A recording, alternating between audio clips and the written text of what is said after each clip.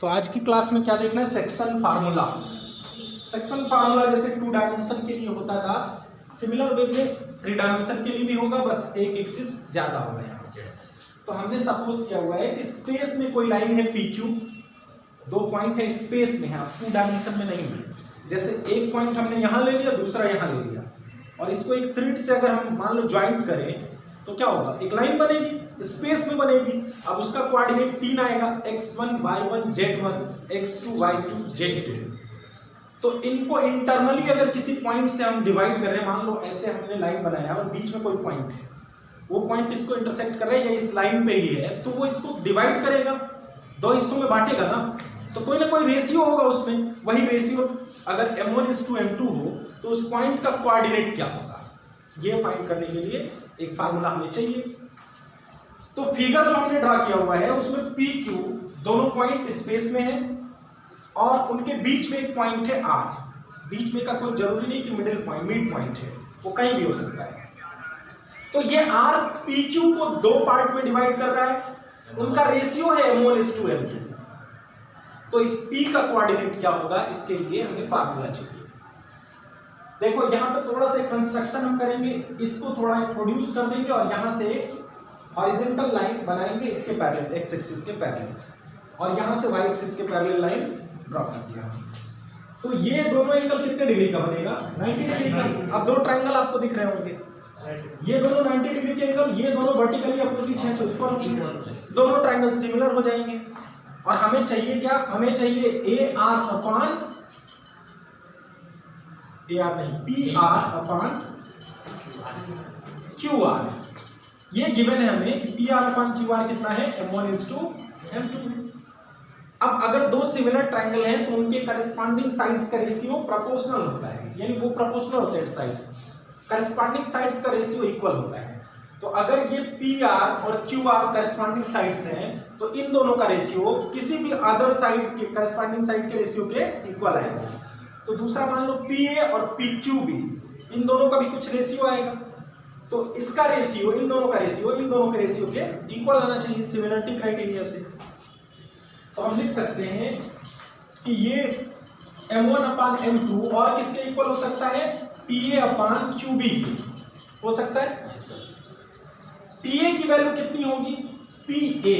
अब देखो ये x1 y1 z1 है, तो अगर z एक्सिस के लिए हम सपोज करते हैं तो यहाँ z1 है, और यहाँ पे क्या होगा, जितना यहाँ है हाइट उतनी तो यहाँ भी है, जितनी हाइट z एक्सिस के बाद यहाँ पे है उतनी ही हाइट यहाँ पर भी है, क्योंकि पैरेलल है बिल्कुल ऐसे। तो अगर यहाँ z है हाइट तो यहाँ भी क्या होगा, z होगा। तो ये डिस्टेंस कितना होगा, ये z1 है, ये z है, z-z1 होगा, समझ रहे हो ना। यहाँ तक z है और यहाँ तक z1 है, तो ये कितना होगा, z-z1। तो हम लिख सकते हैं z-z1/, QB कितना होगा, देखो ये z2 है यहाँ तक की हाइट और यहाँ तक की हाइट इसके इक्वल है, z है ना, तो ये कितना होगा, z2 - z। तो upon z2 - z is equal to m1/m2। अगर यहाँ से हम z निकालना चाहें क्रॉस मल्टीप्लिकेशन करके, तो z की वैल्यू हमें क्या मिलेगी, क्रॉस मल्टीप्लाई करना है, z को एलिमिनेट कर लेना है, तो मिलेगा m1z2 + m2z1/m1 + m2, यही मिलेगा। ठीक है, तो जैसे जिस पैटर्न पे z का मिल रहा है उसी पैटर्न पे x का मिलेगा, उसी पैटर्न पे y का मिलेगा। तो वो कोऑर्डिनेट क्या होते हैं, m1x2 + m2x1/m1 + m2, m1y2 + m2y1/m1 + m2, और लास्ट m1z2 + m2z1/m1 + m2। यही हमारा सेक्शन का होगा। ठीक है, यानी पॉइंट ऑफ इंटरसेक्शन जहां है किसी 2 पॉइंट के ज्वाइनिंग में, उस पॉइंट का कोऑर्डिनेट निकालने का ये फार्मूला हमारे पास है। अब इसके हेल्प से हम लोग आगे क्वेश्चन करेंगे।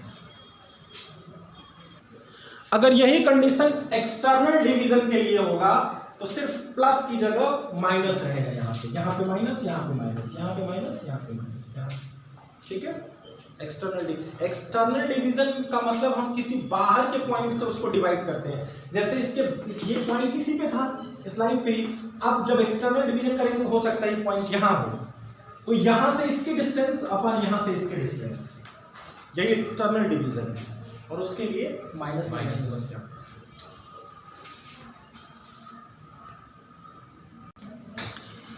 इसी के हेल्प से हम मिड पॉइंट का भी फार्मूला निकाल सकते हैं। अगर मिड पॉइंट निकालना हो तो इंटरनल डिवीजन में रेशियो क्या हो जाएगा 1:1, तब m1:m2 कितना होगा 1:1, तो यहाँ भी m1 रखेंगे, यहाँ भी 1 रखेंगे, इन दोनों जगहों पे भी 1 रखेंगे, तब मिड पॉइंट का फार्मूला बनेगा क्या x1 + x2/2, वहाँ y1 + y2/2 and z1 + z2/2, ये मिड पॉइंट का फार्मूला हो जाएगा।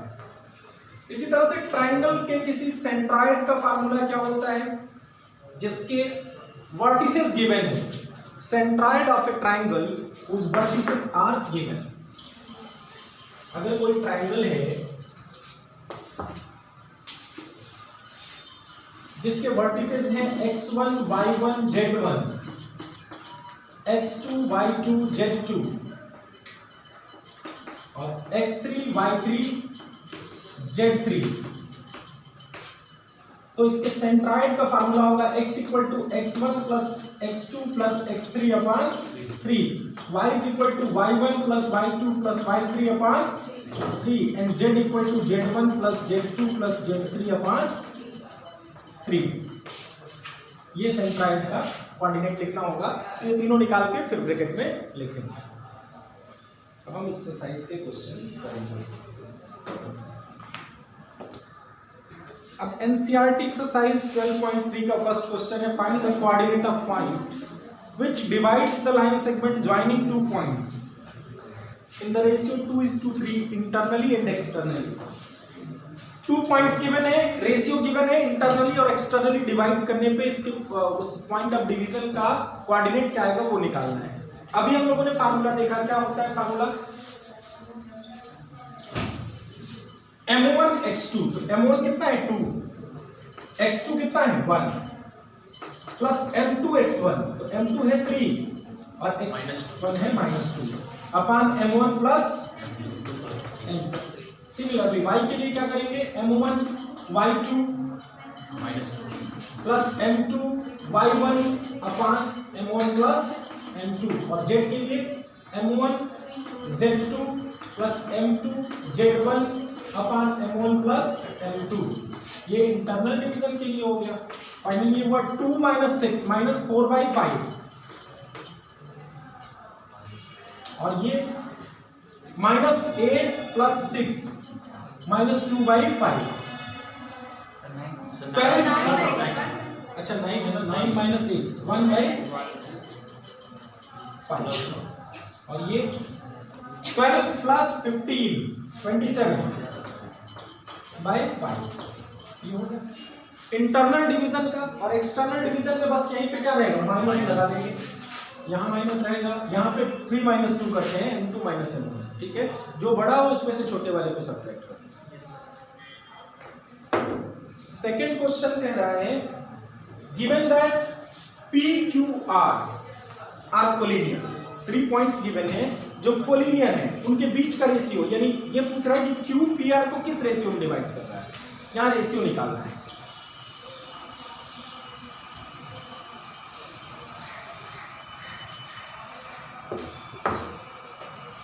P है हमारा 2 3 2 -4, Q है 5 4 -6 और R है 9 8 -10। इस तरह की कोई लाइन है जहां Q बीच में है, P और R एंड पॉइंट है, तो इसमें रेशियो क्या है ये पूछ रहा है। ये Q बीच में है, 5 4 -6, ये 2 -2 2 2 -4 3 है पहला, 3 2 -4, ये 3 2 -4 और ये 9 8 -10। तो सपोज करो कि रेशियो है 1:2 और किसी एक के लिए लिखो, सिर्फ x के लिए या सिर्फ y के लिए। x के लिए लिखते हैं, x कितना है 5, इज इक्वल टू होगा m1 इंटू x2 कितना है 9 प्लस m2 इंटू x1 है 3 upon m1 plus m2। Cross multiplication करो तो 5m1 plus 5m2 is equal to 9m1 plus 3m2। m2 को इधर ले आओ, m1 को उधर ट्रांसपोज कर दो, रेशियो निकालना है मेरे को। तो ये होगा 5m1 minus 3m1,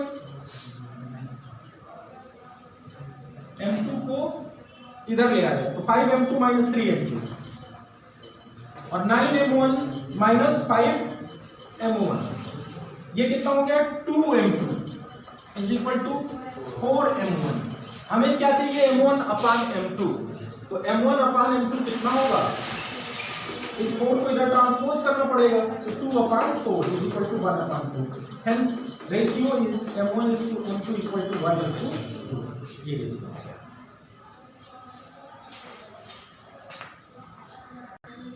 third question में find the ratio in which yz plane divides the line segment formed by joining two points.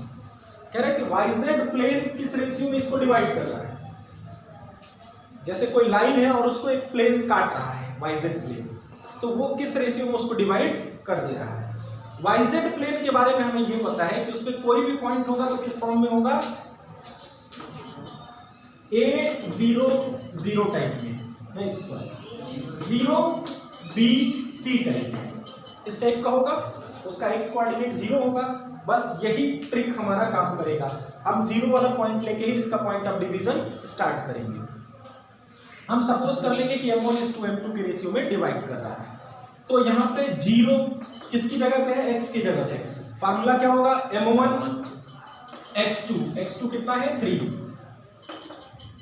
Plus m2, जैसे लाइन इस तरह की है और एक प्लेन ऐसे डिवाइड कर रहा है जो yz प्लेन है, प्लस m2 x1 कितना है -2 अपान m1 प्लस m2। ये तो हमें पता है कि ये 0 ही है, x 0 है अगर yz प्लेन है, क्रॉस मल्टीप्लाई करोगे ये 0 आएगा, 0 is equal to 3m1 minus 2m2, m2 को इधर ले आओ, 2m2 is equal to 3m1, then m1 upon m2 कितना हो जाएगा, इस m2 को इधर ट्रांसपोज किए तो ये 3 इधर आ गया 2 अपान 3, हेंस रेशियो इज 2:3, ये रेशियो हो गया। क्वेश्चन नंबर 4 है using section formula so that points are collinear. अब सेक्शन फार्मूला का यूज करके आपको ये प्रूव करना है कि ये कोलिनियर है 3 points. These 3 points are A 2 - 3 4, B -1 2 1 and C 0 1/3 2। ये कोलिनियर है, ये प्रूव करना है। तो कोलिनियरिटी प्रूव करने के लिए B कहाँ होगा, A और C के बीच में होगा। तो हम सपोज करेंगे A 2 - 3 4, C है 0 - 1/3 2 और इनके बीच में है B कोई -1 2 1। तो m1 इज टू m2 के रेशियो में डिवाइड करना चाहिए, तो m1 इज टू m2 कोई रेशियो आ जाएगा, 2:3 या 3:5, A:B, कुछ भी आएगा, कुछ भी आएगा। अगर रेशियो में आ रहा है तो कोलिनियर है। बस आपको ये दिखा देना है कि m1 इज टू m2 की वैल्यू कोई एक फ्रैक्शन आ रहा है। ठीक है, कर लेंगे।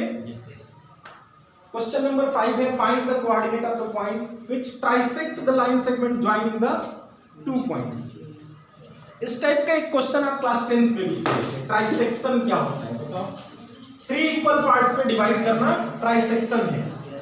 जैसे कोई लाइन है ये जिसका कोऑर्डिनेट है P4 2 - 6 और Q कितना है 10 - 16 6। बीच में 2 पॉइंट होंगे तभी ट्राइसेक्ट करेंगे। अब देखो इसका सपोज कर लो XYZ है कोऑर्डिनेट और इसका सपोज कर लो ABC है कोऑर्डिनेट। हमें यही निकालना है XYZ और ABC। तो ट्राइसेक्ट कर रहा है, इसका मतलब कि PA is equal to AB is equal to BQ, यही होगा ना। ट्राइसेक्शन का मतलब 3 इक्वल पार्ट्स में डिवाइड है। तो PA इज टू